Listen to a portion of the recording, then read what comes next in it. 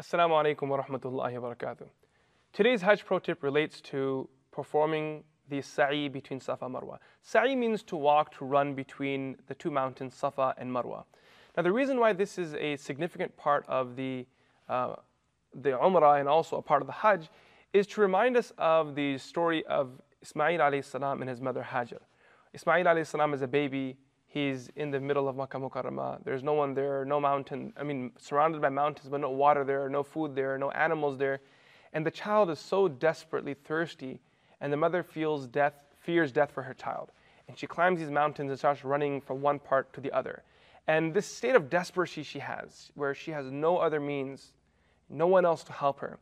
And you think about it, she already climbed each mountain once, yet she still ran back to that mountain again. It's kind of like a person who already knows there's nothing there, but I'm just going to go check again. She climbs each mountain searching for water. Then miraculously, Allah subhanahu wa ta'ala gives the water at the kick of Ismail alayhi salam on the ground. So when you're performing your sa'i, it's very important you try to recreate that state of desperation, where we remind Allah, Ya Allah, we went to the east, we went to the west. We climbed the mountains and we checked for help, but there was no one else to help us.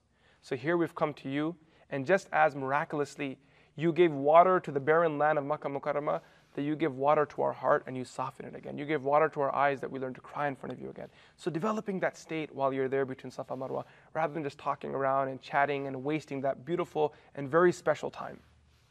Now the second thing that's very important to know is technically the area of Safa and Marwa is actually located outside the masjid.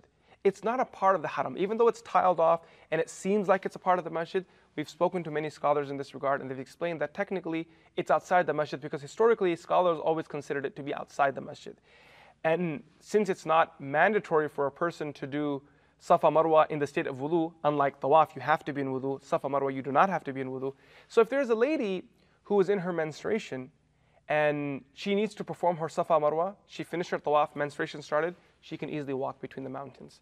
The second thing is that if there is a lady in menstruation, rather than sitting in the hotel and grieving over not being able to participate in ibadah and being with the community, being a part of the congregation outside, first of all, you can come outside and enjoy the congregation just by sitting in the outside area of the haram. They have this nice big sahan outside, courtyard. You can come and sit there and join people. But if you want to be inside the structure, as long as you walk around the masjid and climb to the Safa Marwa area, there are escalators that take you there, you can sit there, be inside the masjid, but it's not inside the masjid. So you're inside the structure, but you're not inside the masjid, so you can sit there and make your dua while you're in Makkah Mukarramah, keeping yourself busy as well.